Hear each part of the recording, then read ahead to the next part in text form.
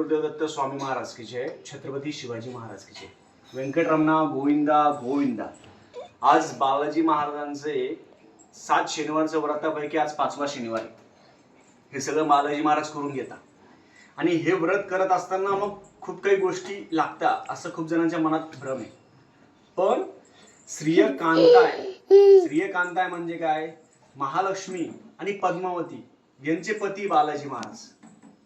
महालक्ष्मी आणि पद्मावती यांचे पती बालाजी महाराज आहे, म्हणून बालाजी महाराजांचं व्रत करायला कोणतेही यंत्र लागत नाही। हे यंत्र घ्या, ते यंत्र घ्या, लक्ष्मी कुंचन घ्या, धनलक्ष्मी, काही गरज नाहीये। ज्यांना लक्ष्मी पाहिजे, तुम्ही बालाजी महाराजांची सेवा जर केली तर लक्ष्मी स्वतःहून येते। लक्ष्मीपती बालाजी महाराज आहे। आपण काय करतो की हे घे आणि त्या घेण्यामध्येच आपलं आयुष्य चाललं सगळ्यांचं। हे 7 शनिवारचं व्रत करताना सगळ्यात सोपं सांगतो मी। तांदळाचे दिवे जमले तर घ्या, नाही जमले तुम्ही साधे दिवे लावा, पंथीमध्ये दिवे लावले तरी चालतात। हे व्रत कोणीही करू शकतं, जात पात धर्म पंथ लिंग असं काहीच नाही। 7 दिवे लावा, 7 विड्याचे पानं, लक्ष्मीचे प्रतीक आहे, विड्याचे पानं असेल ते ठेवायचे। परत याला हे व्रत करताना आपला बालाजी महाराजांचा फोटो असावा, छोटा मोठा कोणताही फोटो ठेवा। आपण चरणाला जल करणार आहे, हे जल का बरं करायचं असतं?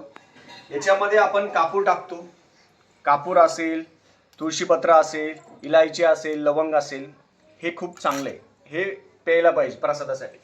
प्रसादासाठी बालाजी महाराजांना आपण खडीसाखर असेल, गूळ असेल, फुटाणे असेल आणि बेदाणे, काळी वस्तू कोणतीही लागेल, काळी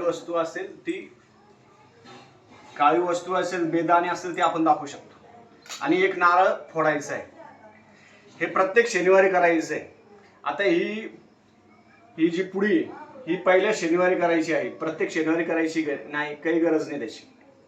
आपली कोणती मनोकामना असेल, मनोकामना ठेवायची आणि ते याच्यामध्ये आपण बांधून ठेवून देऊ, काही प्रॉब्लेम नाही। कलश आपण ठेवू शकता, खाली तांदूळ ठेवा।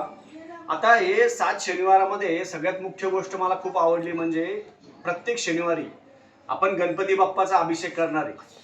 अभिषेक करताना गणपती स्तोत्र, गणपती अथर्व शीर्ष, गणपती बाप्पाचा अभिषेक होईल आपल्या सगळ्यात पहिले। नंतर आपला बाळकृष्ण, प्रत्येकाच्या घरामध्ये बाळकृष्णाची मूर्ती असते, पण त्याचा अभिषेक कोणी करतच नाही।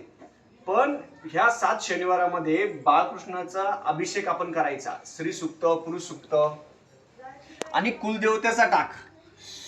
प्रत्येकाच्या घरामध्ये कुलदेवतेचा टाक असतो। त्या कुलदेवतेच्या टाकात, आमच्या इथं कुलदेवतेचा टाक नाहीये, आमच्या मोठ्या घरी कुलदेवतेचा टाक आहे। त्या कुलदेवतेच्या टाकावर आपण अभिषेक करायचा। बोट बाजूला घे तुझं। कुलदेवतेच्या टाकावर आहे ना अभिषेक करायचा। अभिषेक करताना श्री सूक्त, पुरुष सूक्त ते म्हणायचं। हे तिन्ही म्हटल्यानंतर, तिन्ही अभिषेक केल्यानंतर आपण बालाजी महाराजांचे 5 अध्याय आहे, ते 5 अध्याय तुम्हाला व्हॉट्सअपवर देईल किंवा कमेंटवर टाकेल मी, आपल्याला लिंक डाउनलोड करा किंवा मी नंबर दिल्याशिवाय तुम्ही व्हॉट्सअपवर ते विनामूल्य घेऊ शकता। आता आपण पूजा चालू करायची वेळेस सगळ्यात पहिल्या शनिवारी, कोणत्याही शनिवारी आपण चालू करू शकता, तसं बंधन नाही, कोणत्याही शनिवारी करा। कोणाला गावाला जायचंय, तीर्थयात्रेला जायचंय, कुठं जायचंय, आम्ही कुरवपूरमध्ये गेलो, तिथं पण फोटो घेऊन गेलो, काही आवश्यकता नाही, कुठेही करू शकता। हे 7 शनिवारचं व्रत करताना नियम असे आहे की आपण ब्रह्मचार्याचं पालन असेल, नॉन व्हेज असेल, दारू असेल, हे 7 शनिवार करायचं नाही। आणि 7 शनिवार कॉन्स्टंट करायचं। कोणाला मासिक धर्म आला, सुतक आलं, वृद्धी आलं, स्किप करा, पुढचे 7 शनिवार करा। हे 7 शनिवारामध्ये असं आहे की बालाजी महाराज कोणत्या ना कोणत्या रूपात येतात। आता मागच्या शनिवारी प्रदीप दादा म्हणून आहे मुंबईचे, ते आले होते, त्यांची मिसेस असेल, मुलं असेल, ते सगळे आले होते। ते अचानक आले, शनिवारचं आमचं व्रत चालू होतं आणि ते आले। बालाजी महाराज कोणत्या ना कोणत्या रूपात तुमच्या घरी येत असतात, कोणत्या ना कोणत्या रूपात येतात। आणि आपण हे व्रत करतो, नारळ फोडायचं खूप महत्व आहे। केल्यानंतर बालाजींचे 108 नावं, पद्मावतींचे 108 नावं आणि लक्ष्मींचे 108 नावं आणि 5 अध्याय, एवढी सेवा आपण करायची प्रत्येक शनिवारी। यांना वरण भात भाजी पोळी नैवेद्य दाखवू शकता आणि नैवेद्य करून त्या दिवशी तुम्हाला उपवास जमला तर उपवास करा, नाही जमला काही हरकत नाही। आता या 5 शनिवारामध्ये मी आपल्याला सांगतो, एवढी मनशांती भेटती की श्रीयकांताय म्हणजे काय? पद्मावती आणि लक्ष्मी, पद्मावती आणि महालक्ष्मींचे पती बालाजी महाराज स्वयं शनिवार म्हणजे दिवसभर पूजा तशी ठेवायची, दुसऱ्या दिवशी पूजा विसर्जन करायची.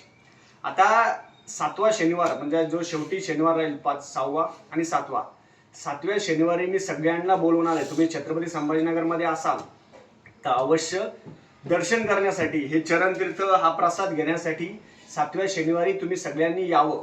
मी माझा ॲड्रेस टाकेल तेव्हा पण सांगेल, 7व्या शनिवारी सगळ्यांनी यावं. कारण की ही सेवा केल्यानंतर एक प्रकारची मनाला शांती भेटते.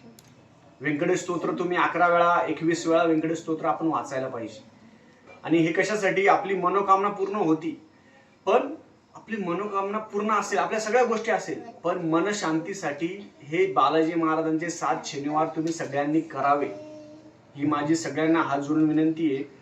कारण की खूप चांगलं वाटतं, मन प्रसन्न होतं. आणि शनिवार हा बालाजी महाराजांचा वार आहे.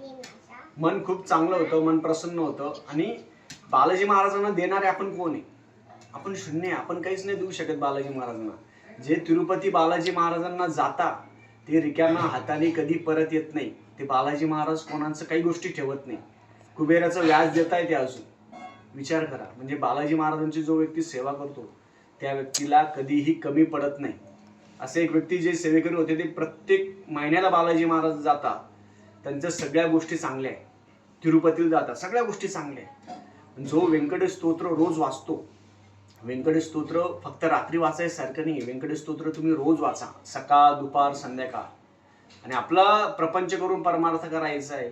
व्यंकटेश स्तोत्र पूर्ण वाचन करून आपण जर बालाजी महाराजांची सेवा केली तर बालाजी महाराज तुम्हाला कधीही काहीही कमी पडू देत नाही. ह्या 7 शनिवारच्या व्रतामध्ये एक मुख्य म्हणजे आपल्या कुलदेवतेची सेवा होती, आपल्या गणपती बाप्पाची सेवा होती, बाळकृष्णाची सेवा होती आणि बालाजी महाराजांची सेवा होती. बालाजी महाराज जिथे बसले असतात तिथे पद्मावती देवी बरोबर येत असते. कारण की जिथे पती असतो लक्ष्मीपती येते.